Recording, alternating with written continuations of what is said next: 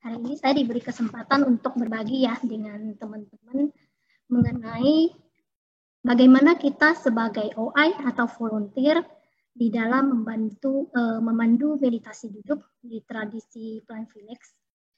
Jadi nanti kalau misalkan ada kekurangan atau mungkin ada masukan, pertanyaan, dengan senang hati nanti kita bisa sharing bersama ya di Dharma Sharing nanti. Saya akan mulai dengan hal-hal yang mendasar terlebih dahulu mengenai apa itu meditasi atau latihan berkesadaran sama meditasi duduk. Kaitannya dengan meditasi duduk itu seperti apa? Saya punya waktu sekitar 30 menit, jadi saya akan langsung mulai saja. Saya akan share sebentar.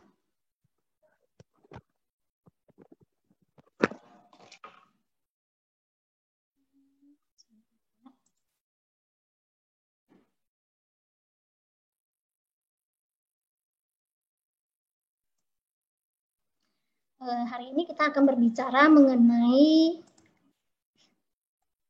meditasi duduk ya, lebih tepatnya tentang sitting meditation.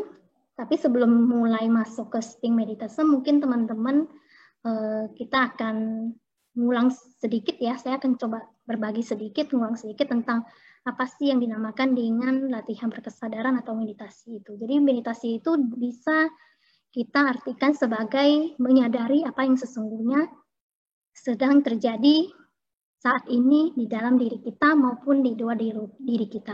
Bisa juga meditasi itu adalah sebenarnya kita bisa mengolah tubuh kita dan pikiran kita, mengolah tubuh dan batin. Dan kita mencoba untuk menghadirkan perhatian kita di setiap momen aktivitas yang kita lakukan. Jadi ini sebenarnya latihan berkesadaran ini bisa banyak, jadi nanti akan dijelaskan lebih lanjut. Saya akan jelaskan secara singkat. Kemudian kita akan masuk ke sesi sit ya, tentang meditasi duduk. Pertama-tama saya akan mencoba untuk bersharing dengan teman-teman seputar meditasi duduk. Jadi nanti akan ada perlengkapan, terus jenis-jenis meditasi, kemudian ada postur tubuh, postur duduk, kemudian keterampilan praktikal di dalam memandu meditasi duduk ini seperti apa. Nanti saya akan coba kasih proposalnya, contoh-contohnya yang bisa kita terapkan ketika kita memandu atau sitting meditation. Perlengkapan seperti yang kita tahu ya, kalau di dalam tradisi Zen, biasanya kita sering melihat ada matras persegi dengan bantal bulat. Nah, ini tujuannya adalah apa? Biasanya matras persegi itu adalah untuk melindungi ya kaki kita dari kerasnya lantai. Jadi kita nggak langsung duduk bersila di atas lantai atau mungkin di lantainya mungkin walaupun dari keramik atau misalkan dari kayu tetap saja sifatnya teksturnya keras. Jadi kalau misalkan kita langsung duduk biasanya ruas-ruas dari tulang kita itu akan tertekan ya. Jadi kita butuh satu matras yang memisahkan kaki kita dengan lantai. Selain itu sebenarnya juga untuk menjaga agar kelembaban daripada lantai ini tidak masuk ke pori-pori kaki kita. Jadi sebenarnya ada tujuannya. Kemudian bantal duduk yang bulat itu tujuannya adalah supaya ketika kita duduk bokong kita itu bisa lebih tinggi dibandingkan dengan lutut kita. Jadi ketika kita duduk biasanya kita nggak duduk full ya, bantal duduknya itu kita hanya duduk sepertiga atau 2/3 saja. Kalau misalkan kita duduknya full itu fungsi daripada bantal duduk ini jadi nggak berguna. Jadi ketika kita duduk kita hanya duduk sepertiga atau 2/3. Itu tujuannya supaya ketika kita ingin menegakkan pinggang kita tidak perlu terlalu ekstra energi. Dan hal ini akan membuat tubuh kita menjadi lebih rileks juga. Karena ketika teman-teman bisa coba, Anda coba duduk di lantai, apa di bidang yang datar, tanpa bantal duduk, Anda kan bisa merasakan ketika kita mau menegakkan pinggang kita, itu akan butuh energi. Dan kalau misalkan ini kita duduk dalam jangka waktu yang lama, itu biasanya akhirnya karena kita terlalu mengeluarkan ekstra energi di menegakkan pinggang, jadinya kita ketika meditasi duduk, kita akan mudah menjadi tegang, kemudian kaku, dan kaki kita juga cepat sekali kesakitan atau kesemutan. Jadi itu ya. Kemudian bisa juga membuat tubuh kita lebih rileks karena ketika kita duduk di atas bantal duduk, kedua lutut kita menyentuh ke matras. Jadi tujuannya yaitu ya untuk menegakkan dan supaya tulang ekor juga tidak cedera. Kalau misalkan kita duduk datar begitu, biasanya cenderungnya adalah kita menekan tulang ekor kita, sehingga kalau misalkan kita duduk dalam jangka waktu yang lama, terutama kalau misalkan teman-teman latihan rutin di dalam rumah sehari-hari ya, itu pengaruh banget tulang ekor untuk jangka panjangnya ya. Setelah itu tentang sekilas saja ya, ini tentang hal-hal yang mungkin perlu kita pribadi ketahui sebagai yang kita latih sendiri maupun ketika kita mencoba untuk memandu peserta untuk melakukan meditasi duduk. Jadi kita butuh pengetahuan dasar seperti ini sehingga kita punya gambaran kalau misalkan peserta butuh bantuan kita bisa bantu. Baik dari segi posturnya, kita bisa bantu adjust mereka duduk, dan sebagainya. Nah, di dalam meditasi ini kan jenis-jenisnya kita tahu ya, ada meditasi samanta dan meditasi vipassana. Nah, kalau misalkan di pelan rileks sendiri, biasanya samanta ini adalah pakai istilahnya adalah berhenti. Jadi kita berhenti berarti stop ya. Kita berhenti dan kemudian kita amatin nafas kita. Nah, satunya lagi adalah vipassana. Di pelan rileks biasanya pakainya adalah istilah melihat secara mendalam. Dan sebenarnya di tradisi Zen, kedua metode meditasi duduk ini adalah dipakai secara berbarengan. Jadi tidak dipisah, oh ya mana yang termasuk samanta, mana yang termasuk vipassana. Jadi dua metode ini adalah dipakai secara berbarengan. Dan di meditasi duduk ini misalkan ketika kita stop ya, ketika kita stop atau berhenti, biasanya tubuh kita itu akan menjadi lebih rileks dan batin kita juga akan menjadi lebih tenang, sehingga pikiran kita itu juga menjadi lebih jernih. Dan kejernihan itu yang akan membawakan atau memberikan kita itu penyegaran ya, dan kekuatan, serta insight atau pengalaman. Karena itu ketika kita mengizinkan diri kita untuk latihan bersama, atau mungkin kita ikut NUM, atau mungkin ikut DOM, atau mungkin retriever kesadaran dan lain-lain, energi kita itu menjadi lebih powerful. Sehingga kita ketika menghadapi situasi sulit di dalam kehidupan kita sehari-hari, kita menjadi lebih bisa punya energi untuk menghadapinya. Nah, sebenarnya hidup dalam kekinian itu apakah susah? Sebenarnya tidak susah ya.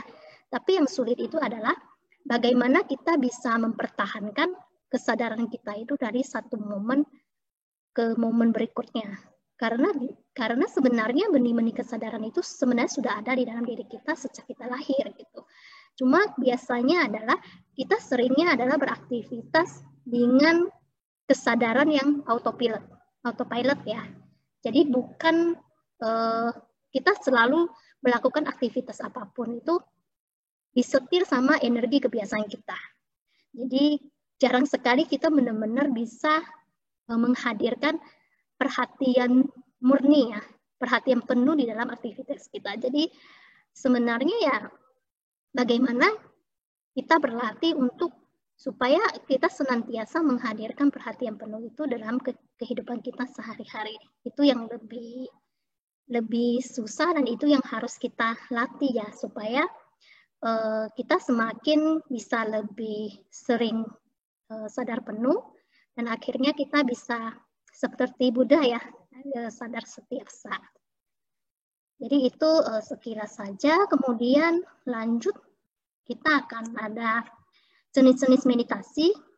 Jadi tadi itu adalah jenis meditasi yang samantala vipassana, sekarang adalah meditasi formal dan informal.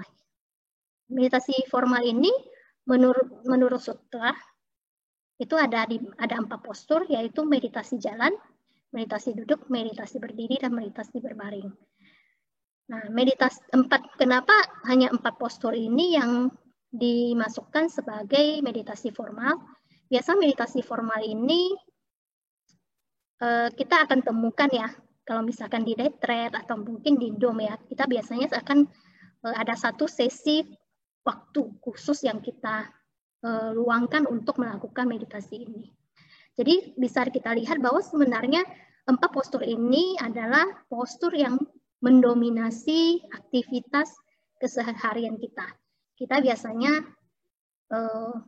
paling lama ya kita melakukan duduk. Kalau misal kita makan kita duduk, kalau nonton kita juga duduk, kalau kerja kita juga duduk. Kalau misalkan kita mau berbicara dengan teman kita dari hati ke hati, orang jarang sekali ya berbicara sambil berdiri, mereka juga pastinya duduk. Nah, begitu juga dengan meditasi jalan. Aktivitas jalan ini juga mendominasi aktivitas dari keseharian kita. Nah, kalau di meditasi jalan pelan Felix biasanya kan ada ketika kita jalan, kemudian kita berhenti sejenak ya. Nah, berhenti itu sebenarnya itu bisa dikategorikan sebagai meditasi berdiri ketika kita berhenti itu. Dan meditasi berbaring ini adalah meditasi total relaksasi. Sedangkan yang kedua itu adalah meditasi informal. Informal ini ya berarti semua meditasi jenis latihan berkesadaran yang bisa kita lakukan di dalam aktivitas keseharian kita. Dan biasanya ini durasi waktunya itu tidak terlalu panjang. Kayak misalkan kita senam, kita makan, kita gosok gigi, kita nyapu, kita ngepel, itu biasanya durasinya itu nggak panjang. Itulah sebenarnya kenapa dimasukkan sebagai meditasi informal. Nah, sebenarnya ketika kita meditasi duduk misalkan kita duduk di bus dalam jangka waktu nggak lama karena kita duduk kita meditasi, itu sebenarnya juga bisa dikategorikan sebagai meditasi informal karena durasinya itu tidak panjang. Oke, lanjut. Kita akan lanjut ke postur tubuh. Jadi postur tubuh ini mungkin sebagai yang sering latihan meditasi duduk ataupun mungkin sebagai volunteer atau ORI, kita perlu tahu ketika kita meditasi duduk, postur tubuh ini sangat menunjang postur meditasi duduk yang kita lakukan. Karena ketika kita duduk biasanya tidak dalam jangka waktu yang misalkan 5 menit gitu ya. Paling nggak kita duduk 10 menit atau 15 menit. Dan kalau misalkan teman-teman sering latihan bersama dalam komunitas, kemudian ada latihan pribadi setiap hari, postur tubuh ini sangat penting untuk menjaga supaya ketika kita duduk itu kita bisa lebih rileks, bisa lebih bertahan lama, bisa lebih stabil. Jadi kita butuh tahu postur tubuh kita sendiri. Kayak misalkan kita adjust kepala kita. Kalau misalkan ada orang, mungkin dia punya kebiasaan itu adalah kepalanya miring, tapi selama meditasi duduk, dia bisa menyadari, oh ternyata kepala saya itu dalam keseharian itu adalah miring ya. Atau mungkin ada orang yang kalau jalan, dia bahunya itu sebenarnya miring sebelah. Jadi sebenarnya ketika kita meditasi duduk, kita bisa mengecek postur kita. Jadi kita lebih sadar, oh ternyata postur tubuh saya dalam keseharian itu seperti itu. Jadi itu pun bisa dideteksi ya ketika kita sadar dalam melakukan meditasi duduk. Jadi nanti ada postur bagian atas, misalkan kepala, kemudian bagian wajah, kita bisa kayak misalkan kita ketika duduk kita bisa pandu pesertanya untuk hadirkan seulas senyum kecil di wajah sehingga keseluruhan otot-otot wajah kita itu menjadi rileks. Dan ada bagian leher. Nah, tujuan untuk menegakkan bagian leher itu kan biasanya leher itu cenderungnya adalah melengkung ya. Jadi kalau misalkan kita mau biar lehernya tegak secara alaminya, kita sebenarnya cukup membawakan dagu kita sedikit masuk ke dalam, itu otomatis tulang leher kita itu akan dalam posisi yang alamiah. Yang kedua adalah tubuh bagian tengah. Tubuh bagian tengah itu meliputi lengan dan tangan ya. Tangan kita biasanya adalah membentuk mudra samadhi ya. Jadi kalau misalkan teman-teman lihat di Rupa Buddha, biasanya kan Buddha ketika duduk meditasi adalah bentuknya seperti ini. Jadi sebenarnya ini adalah ketika kita duduk, ini ada lingkarannya ya. Kemudian sebenarnya ini juga ada membentuk lingkaran. Nanti akan dijelaskan lebih lanjut. Kemudian bagian dada, ketika kita duduk kita tidak membusung dadanya, kemudian kita bisa tegakkan bagian punggung, bagian pinggang. Dan tubuh bagian bawah itu nanti ada bagian kaki dan bagian lutut. Kita akan lanjut ya ke postur kaki. Saya agak cepat ya soalnya tinggal 15 menit ya. Kita akan masuk ke postur duduk. Nah, ini ada beberapa jenis postur yang biasanya dipakai di meditasi ya. Sebenarnya ada 10 postur duduk yang direkomendasikan untuk di dalam meditasi duduk. Tapi ini 5 ini adalah jenis postur yang paling umum digunakan. Yang umum yang dipraktikkan orang ya, ada teratai penuh, teratai setengah teratai ini berarti kakinya itu ada di atas paha, seperempat teratai berarti dia di atas betis, dan ini adalah cara duduk krisan ya, satu di kiri kanan, di depan atau di belakang nggak masalah. Nah, sebenarnya ketika dalam kehidupan sehari-hari kita sukanya adalah duduk dengan kaki yang bersilangan saling menindih, itu tidak termasuk postur duduk yang disarankan di dalam meditasi duduk. Nah, yang kelima adalah yang paling sering kita lihat adalah meditasi di atas kursi. Ini biasanya dipakai untuk teman-teman yang mungkin punya cedera yang nggak bisa duduk di matras, di lantai, atau punya masalah di kaki ya. Jadi kita bisa lihat dari sini. Yang di sini adalah kita bisa lihat bahwa di sini ada membentuk sebuah lingkaran ya di antara lengan, kemudian di ibu jari jemarinya ketika bersentuhan dia juga membentuk sebuah lingkaran. Nah, sebenarnya lingkaran ini adalah fungsinya adalah untuk menjaga energi kesadaran kita, untuk menjaga mindfulness kita. Jadi ini mirip ya dengan kayak kaligrafi Zen ya, itu lingkarannya. Tapi sebenarnya ini ada tujuannya kenapa mudra samadhi ini seperti ini. Tujuannya kalau misalkan pikiran kita mengembara, kita hanya memikirkan banyak hal, kita sebenarnya bisa deteksi sendiri, yaitu kedua ibu jari kita ini akan tidak nempel, dia akan terputus. Kemudian kalau misalkan ngantuk, dia akan cenderung kedua ibu jari ini walaupun menempel, tapi dia akan turun ke bawah. Jadi ini sebenarnya kita bisa deteksi sendiri ketika kita meditasi duduk, apakah kita kesadaran kita masih ada di sana atau enggak. Jadi kita nggak butuh orang lain untuk atau guru ya untuk mendeteksi kita apakah kita duduknya lagi mindful atau enggak. Kalau misalkan orang tahu, kalau kita sebagai OI atau volunteer, ketika kita melihat postur dari peserta, kita bisa tahu dia tuh sebenarnya lagi mindful atau enggak. Apakah dia pikirannya lagi mengembara atau enggak, kita bisa deteksi dari sini. Kemudian akan lanjut ke keterampilan praktikal ya. Jadi ini adalah beberapa panduan ya singkat yang bagaimana kita membimbing meditasi duduk yang dipandu. Jadi ini adalah bentuknya proposal yang biasanya kita pakai. Nah, nanti dalamnya itu Anda bisa modifikasi sendiri, nggak mesti sama persis seperti ini. Dan ketika kita guide, kita juga tidak menghafal ya, karena semua ini adalah praktik. Jadi sebaiknya teman-teman kalau misalkan meditasi duduk sendiri, sebenarnya Anda bisa meng-guide diri Anda sendiri ketika meditasi duduk.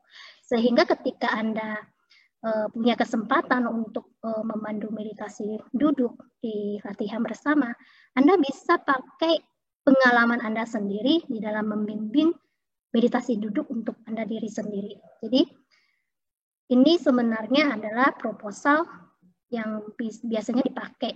Jadi Anda bisa, kayak misalkan ini ada tahap-tahapannya ya. Jadi yang pertama, Bellmaster ini berarti orang yang membimbing meditasi. Bellmaster akan mengundang setengah genta. Ini tujuannya adalah untuk mengingatkan kalau kita akan berbicara. Kita bisa bilang, sahabat terkasih, pada pagi ini, hari ini, kita akan mulai meditasi duduk yang dipandu. Nah, kita bisa coba jelaskan tentang meditasi duduk ini manfaatnya apa. Misalkan untuk membantu konsentrasi para pikiran kita ketika kita bernafas masuk dan bernafas keluar. Atau mungkin teman-teman punya kata-kata sendiri, tidak apa-apa, bisa dijelaskan ya. Jadi kata-katanya nggak mesti persis seperti ini. Kemudian yang kedua adalah Bellmaster akan memberikan secara singkat atau meringkas isi dari meditasi akan dipandu. Jadi biasanya kan di dalam meditasi panduan itu kan ada 2 kalimat ya. Nah, kalimat itu misalkan nanti kita mau pandu tentang tubuh rileks dan lain sebagainya, kita bisa kasih secara singkat isi dari meditasi yang akan kita pandu. Contohnya adalah mungkin kita jelaskan nanti di meditasi pandu ini kita akan mengalami bagaimana bernafas berkesadaran ini membantu kita merilekskan tubuh dan pikiran kita. Kemudian kita juga bisa bilang kita juga akan mengalami kegembiraan, kedamaian hadir ketika tubuh dan pikiran kita bersatu atau manunggal. Terus kan kita lanjut hidup di saat ini, kita hanya perlu kembali ke momen saat ini untuk menyentuh keajaiban di dalam diri kita dan lingkungan sekitar. Ini adalah beberapa yang biasanya saya guide, kadang saya pandu seperti ini. Jadi nanti teman-teman bisa menggunakan kata-kata sendiri. Ini hanya sebagai contoh supaya kita punya gambaran. Yang penting adalah tahap-tahapannya. Jadi tahap-tahapannya yang perlu kita ingat. Yang isi daripada ininya bisa sendiri-sendiri. Kemudian yang ketiga adalah Bellmaster akan menjelaskan apa yang akan didengar, apa yang sahabat dengar, apa yang peserta dengar. Jadi biasanya kita akan bilang ada 2 kalimat yang akan kita baca ketika kita praktik. Kalimat pertama itu akan menemani nafas masuk dan kalimat kedua akan menemani nafas keluar kita. Kemudian akan ada 2 kata kunci yang akan diulang untuk membantu kita mengingatkan apa yang kita praktikkan. Kemudian kita bisa sekedar bilang, sekedar dengarkan kalimatnya dengan lembut, tenang, berlatih apa yang membantu kita untuk melakukannya. Jangan berusaha terlalu keras dan terima saja bimbingan yang ditawarkan di dalam meditasi. Ini adalah beberapa, ini kalimat yang perlu kita bilang ya ketika kita memandu meditasi duduk supaya pesertanya itu paham apa yang mereka lakukan. Yang keempat adalah Bellmaster akan mengundang sahabat untuk duduk dengan nyaman. Nah, ini ketika kita udah menjelaskan di atas tentang kita akan ngapain, kemudian kita ada jelaskan tentang meditasi duduk, tujuannya apa, ketiga adalah tentang yang 2 kalimat yang apa yang akan didengar, kita akan langsung masuk ke atur postur duduk peserta. Jadi kita bisa bilang, pilihlah postur duduk yang nyaman dan rileks. Bagi yang memakai kacamata bisa dilepas. Nah, jika teman-teman yang duduk di kursi, Anda bisa izinkan kaki Anda menyentuh ke lantai. Jadi jangan sampai kakinya itu gantung ya. Kemudian kalau misalkan Anda duduk di matras, Anda bisa izinkan kedua lutut Anda istirahat menyentuh di atas matras. Kemudian kita bisa guide-nya, tegakkan bagian punggung tapi rileks dengan tidak bersandar pada apapun. Kemudian kita mulai guide untuk kedua telapak tangannya, kemudian bahu rileks, kepala rileks, dan sebagainya ya. Nanti dari keterampilan dari mengguide praktikal ini nanti akan saya bagikan dalam bentuk file. Jadi teman-teman bisa jadikan contoh sebagai untuk pandu ya meditasi duduk nanti. Ini saya nggak baca lagi, nanti teman-teman bisa baca. Saya akan next ke 5. Kemudian Webmaster akan mengatakan ketika kita atur postur duduknya selesai, kita akan mulai dengan mendengarkan 3 bunyi lonceng. Kalau misalkan yang Bellmaster yang mandu meditasi duduknya akan membacakan gata meditasi pagi atau gata meditasi malam, kita akan langsung bilang, oh ya, mari kita sahabat mendengarkan gata meditasi pagi atau malam. Terus silakan mengulang Namo Sakyamunaya Budaya sebanyak 3 kali setiap satu selesai frase untuk mengumpulkan energi kesadaran. Jadi kata-kata ini perlu dikatakan ya kalau kita sebagai orang yang memandu. Apakah kita mau pakai gata atau kita akan langsung masuk ke meditasi panduan. Kalau misalkan gata meditasi, kalau misalkan kita mau langsung mulai dari gata meditasi pagi atau malam, kita tidak perlu mengucapkan yang kita akan mulai mendengarkan 3 bunyi lonceng, karena 3 bunyi lonceng ini akan nggak ada, akan langsung masuk 10 lonceng. 10 lonceng baru gata meditasi pagi atau malam. Kemudian kita bisa minta pesertanya untuk perhatikan nafas mereka, di nafas masuk dan nafas keluar di lubang hidung, atau mungkin di kembang kempis bagian abdomen atau naik turunnya dada. Kalau yang ini, kalau misalkan teman-teman, kita bisa guide teman-teman kalau misalkan mereka punya memikirkan banyak hal, atau misalkan pikiran mereka tuh sangat acak, kita bisa mandu mereka untuk memperhatikan nafas masuk dan nafas keluar itu adalah di kembang kempis atau di naik turunnya dada. Usahakan teman-teman yang misalkan belum cukup rileks tidak memperhatikan nafas di lubang hidung. Tujuannya adalah supaya kita tidak mengontrol nafas, karena kecenderungannya adalah ketika kita meditasi duduk dan ketika tubuh kita belum cukup rileks dan kita terburu-buru atau tergesa-gesa dari luar, kemudian kita duduk. Kalau misalkan kita langsung mau mengamati nafas di bawah lubang hidung, itu tidak gampang. Karena nafas kita tuh masih belum masih kasar ya. Masih kasar, dan kita mau membuat dia itu menjadi halus, jadinya kita ngontrol nafas. Jadi sebaiknya adalah kita bawa perhatian kita ke daerah yang lain, seperti kembang kempisnya abdomen atau naik turunnya dada.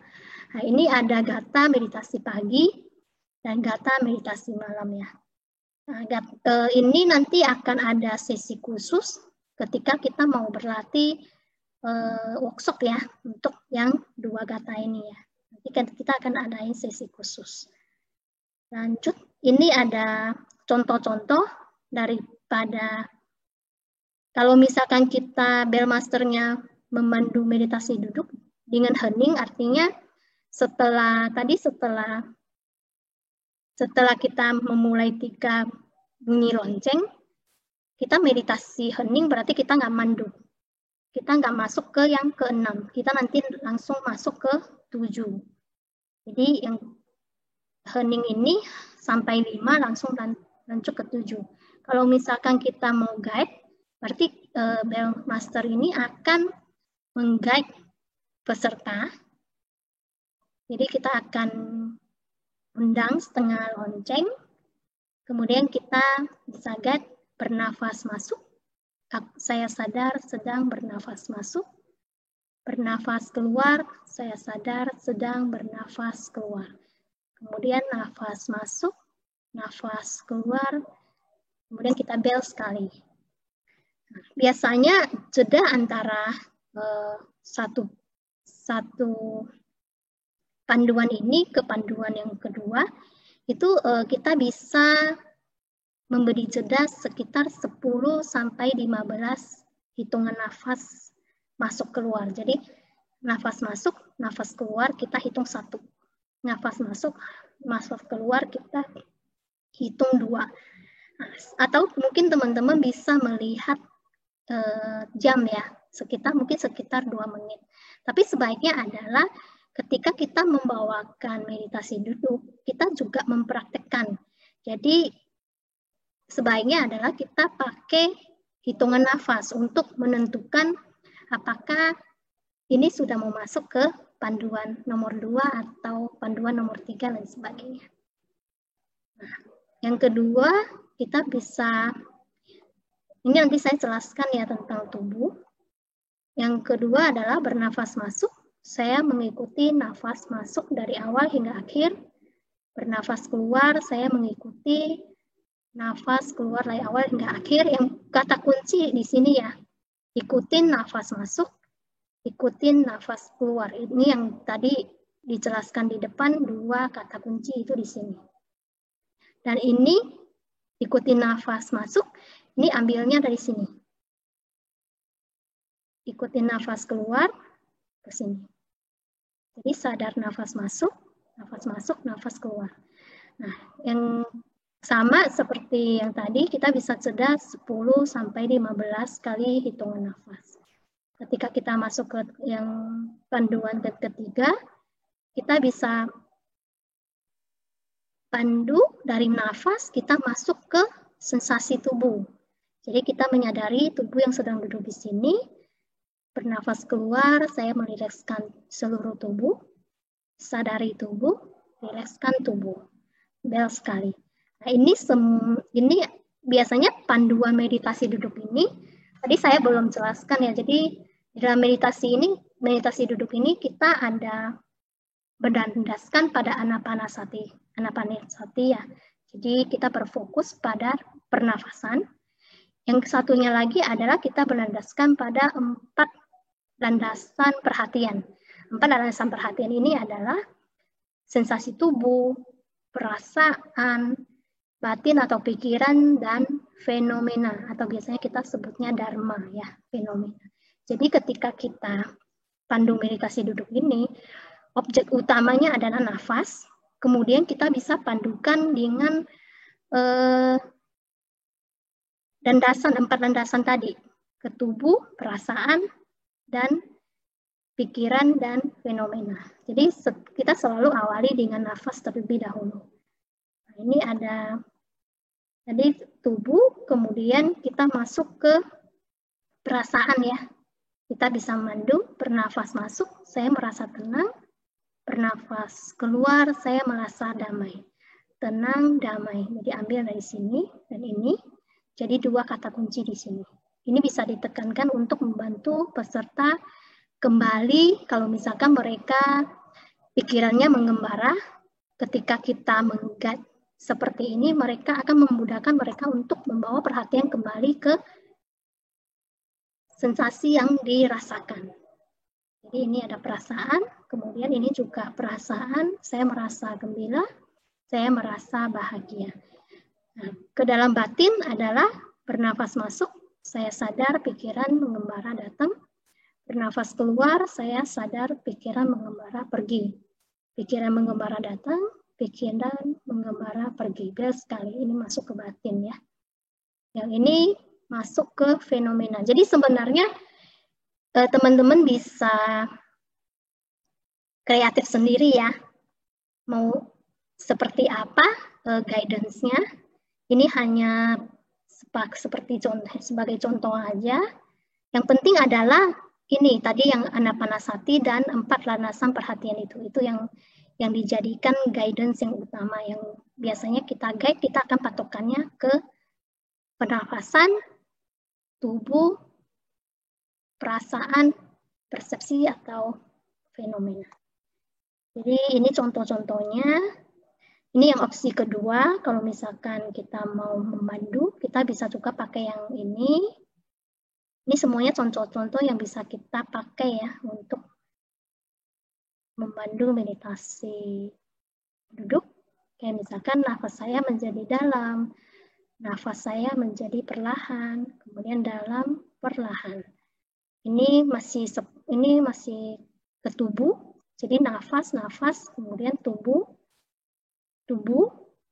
lepaskan semua beban di tubuh dan pikiran, bernafas keluar, saya tersenyum. Lepaskan beban, tersenyum. Ini masuk ke perasaan, ini masuk ke perasaan, ini masuk ke fenomena. Kalau ini kembali ke nafas masuk dan nafas keluar. Opsi ketiga, sama, biasanya kita mulainya adalah dari nafas dulu, kemudian kita baru masuk ke tubuh. Jadi ini nafas, tubuh. Kita bisa menenangkan tubuhku, aku bernafas masuk, bernafas keluar, aku memberi perhatian dan cinta kasih kepada tubuh. Ini masuk ke tubuh. Yang ini aku merasakan sukacita dalam diriku, aku merasa damai. Ini perasaan. Jadi ya yang penting adalah kita berpatokan pada anapanasati dan 4 landasan perhatian. Jadi setelah kita selesai, nanti kita bisa masuk ke kira-kira kalau misalkan sudah sesi duduk meditasinya sudah hampir selesai, kita bisa Bellmaster bisa mengundang setengah genta, kemudian kita bilang kita sudah di akhir dari sesi meditasi duduk, kemudian kita mengundang 2 bel untuk mengakhiri sesi meditasi duduk. Setelah itu Bellmaster bisa memberitahu kepada sahabat yang berlatih untuk melakukan relaksasi secara sendiri-sendiri. Itu saja yang bisa saya sharingkan. Mohon maaf saya lewat 5 menit ya. Thank you, makasih. Saya kembalikan ke host ya.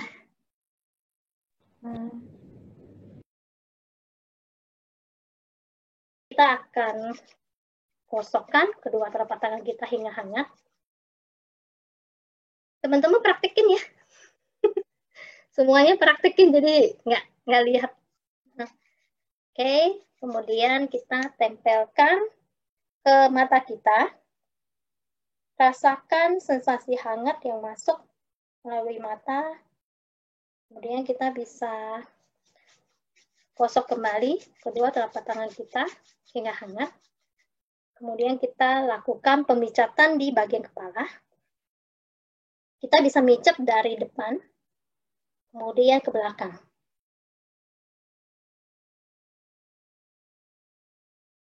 Nah, biasanya di belakang ini ada titik kepalanya.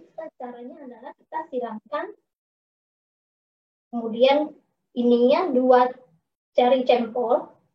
Di sini ada lekukan, ini kita bisa tekan dan kita pijat. Kalau misalkan teman-teman sering sakit kepala atau migrain, Anda bisa melakukan pemijatan di titik akupuntur ini.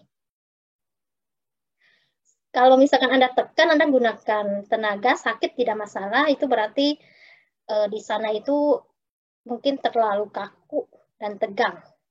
Jadi kalau merasakan sakit ketika dipijat tidak masalah. Oke, gosok kembali kedua telapak tangan hingga hangat. Kemudian bisa mijat, gosokkan ke dahi depan dan belakang, kemudian kita lakukan pemutaran. Oke.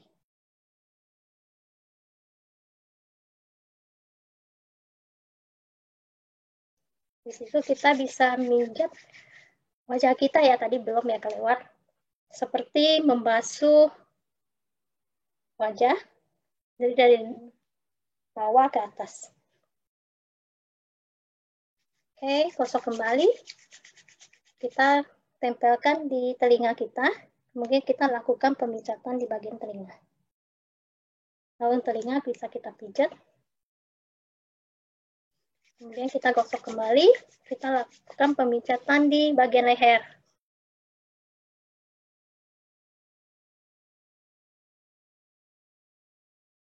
Oke, kita pijat bahu kiri. Ketika kita ketemu sendi, kita gosok. Lengan atas kita pijat. Gosok siku. Lengan bawah. Gosok pergelangan tangan. Dan pijat jari jemari tangan. Jangan berbunyi ya, cuma sekedar dipijat. Nah, kita juga bisa tekan titik akupuntur yang di antara jari telunjuk dan jari ibu jari. Bisa kita tekan. Untuk yang ibu hamil, Anda tidak disarankan untuk melakukan pemijatan ini karena akan mengakibatkan keguguran. Oke. Bisa gosok kembali seperti tadi. Gosok persendian, pijat lengan atas, gosok siku, pijat lengan bawah, gosok pergelangan tangan dan jari jemari tangan. Juga bisa gosok kembali, kemudian kita lakukan pemijatan di bagian dada dengan menyilangkan kedua tangan kita. Kita lakukan searah dengan jarum jam, ganti arah persilangan dan ganti arah pemijatan. Kita gosok, lakukan pemijatan di bawah ketiak ya, dari atas ke bawah. Dari atas ke bawah. Kemudian kita gosok kembali, kita tempelkan di bagian perut kita. Ini kita lakukan pemutaran searah dengan jarum jam. Kita tidak melakukan arah yang sebaliknya. Karena ini sesuai dengan arah usus pencernaan kita ya. Oke, kita gosok kembali. Kita akan memijat tulang belikat kita. Kalau misalkan Anda dari belakang tidak sampai, bisa dari depan. Ya, atau dari sini.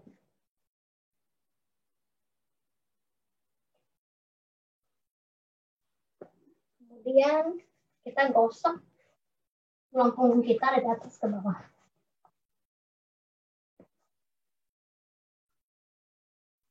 Gosok kembali kedua telapak tangan hingga hangat. Kita gosok pinggang kita hingga hangat.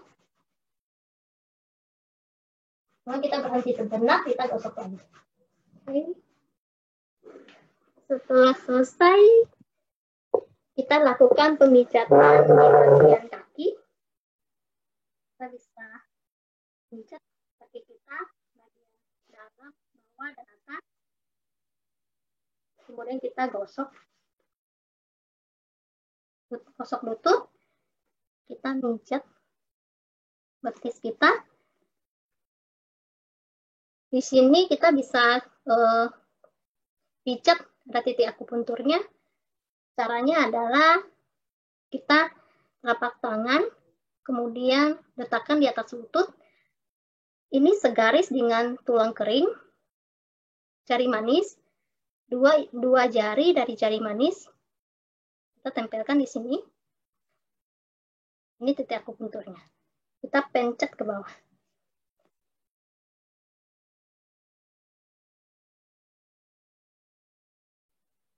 Kalau Anda tidak tahu ininya, Anda bisa mukul-mukul aja di sini.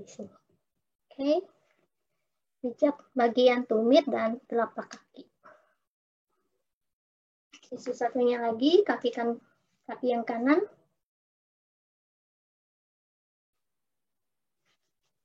Gosok. Pijat. Anda bisa seperti tadi. Tekan ke bawah.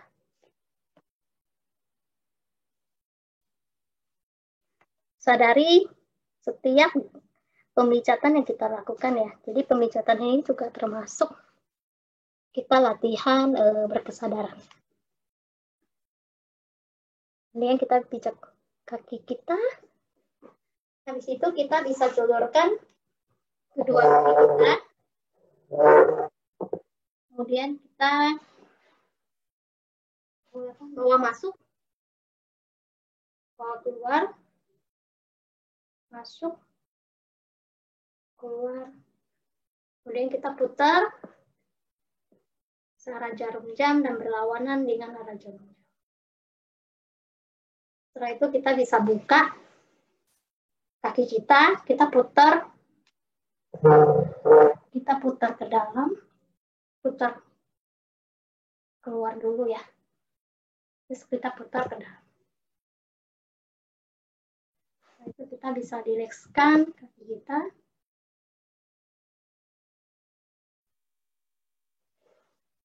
Peregangan. Ini sebenarnya bukan peregangan ya, ini adalah pemijatan.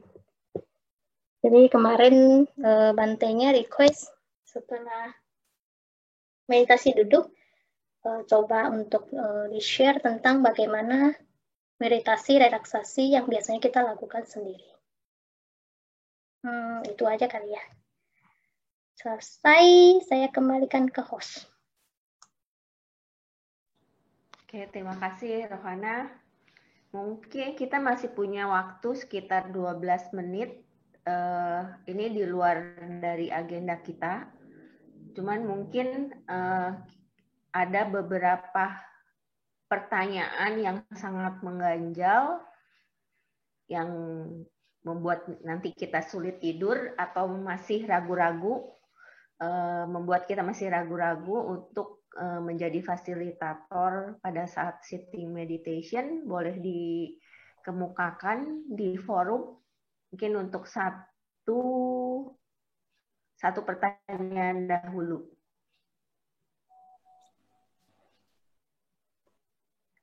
Silahkan.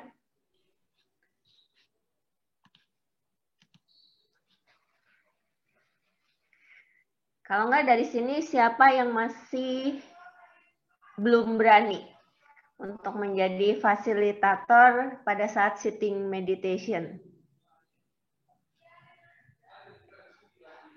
Ini semuanya pada tutup video, saya nggak tahu siapa.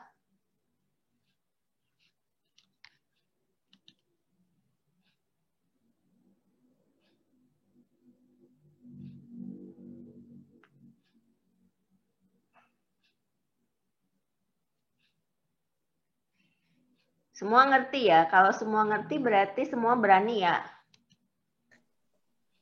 Bu Santi, Kak. Edwin? Ya. Oh, Bu Samija, silahkan Bu.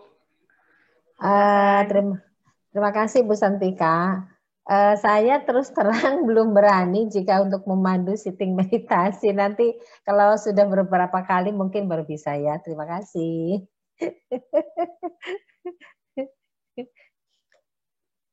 Sis Liana, Sis Santika, itu tadi panduan. Ya. Bu, ke mute. Sudah.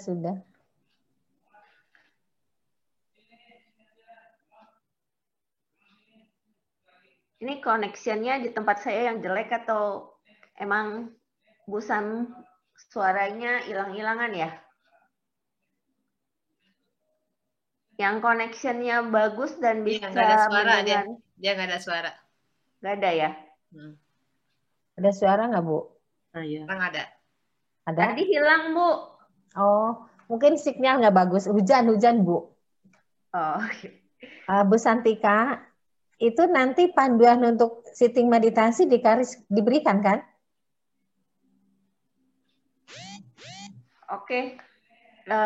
Tadi Sis Rohana sudah menaruh di chat Bu, bisa di-download. Oh iya, baiklah, baik nanti supaya bisa latihan ya, karena kalau sebelumnya kan memang belum bisa. Kalau memang ini nanti kan belajar sambil baca, nanti lama-lama biar bisa. Terima kasih. Di grup OA. Baik, terima kasih. Oke, di WhatsApp grup ada ya Bu? Terima kasih. Baik, nanti akan dilihat. Oke, satu pertanyaan lagi mungkin.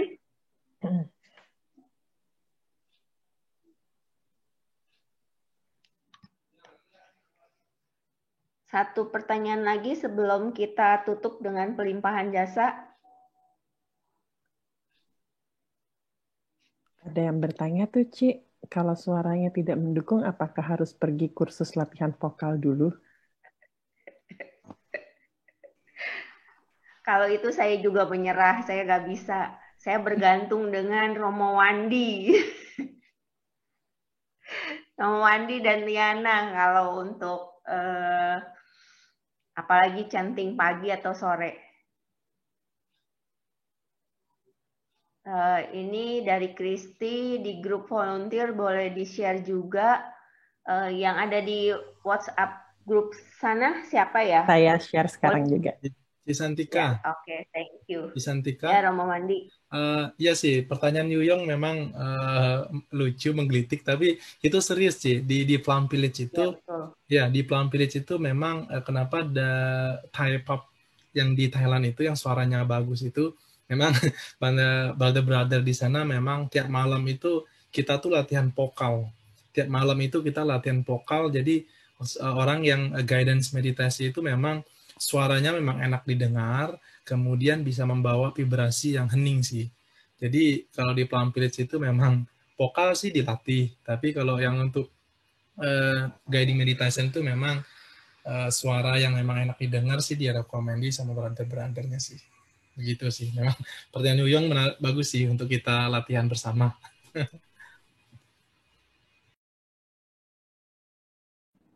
Oke. Terima kasih. Jadi jawaban seriusnya betul ya Romo. Kita harus bukan pergi khusus latihan vokal yang bagaimana, tapi mungkin latihan. Mungkin dari pengalaman saya sendiri, kalau menjadi pemimpin kebaktian, seiring dengan latihan, suara kita mungkin suara saya bukan termasuk yang merdu, mungkin mendekati false, tapi dengan latihan menyebabkan kita lebih percaya diri mungkin ya, juga hafal dengan iramanya, hafal dengan syairnya, hafal dengan sutanya, yaitu yang membuat kita lebih berani sih. Setuju ya, brother sister, saya lihat di sini semuanya aktivis semua nih. Oke. Kita sudah tersisa 5 menit, mungkin kita belajar untuk on time. Jadi saya akan membuka share syair pelimpahan jasa. Mungkin ada yang volunteer untuk membantu membacakan. Boleh di-unmute.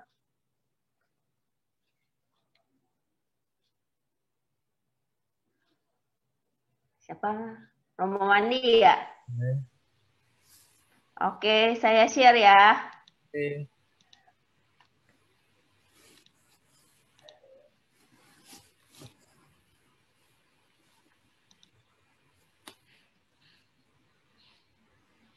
Silakan Romo.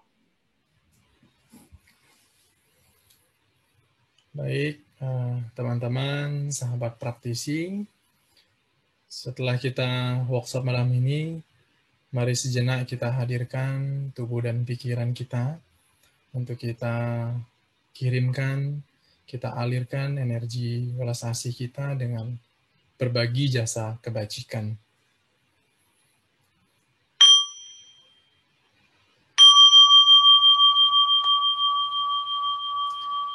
Sehari telah berlalu, usia telah berkurang, bagai ikan kekurangan air.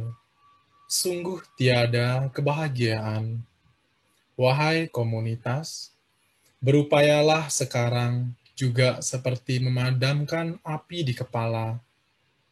Renungkanlah ketidakkekalan, tetap terjaga dan jangan lengah. Makhluk tiada batas, aku bertekad membebaskannya. Gangguan batin tiada ujung, aku bertekad memutuskannya. Pintu dharma tak terukur, aku bertekad mempelajarinya. Buddha dharma tak tertandingi, Aku bertekad merealisasikannya. Membaca sutra, mempraktekkan jalan penuh kesadaran, memberikan manfaat tanpa batas. Kami bersedia untuk berbagi hasil kemajuan praktek kepada semua makhluk. Kami bersedia untuk mempersembahkan penghormatan kepada orang tua, para guru, sahabat, serta makhluk-makhluk yang tak terhitung jumlahnya, yang telah memberikan bimbingan dan dukungan di sepanjang jalan.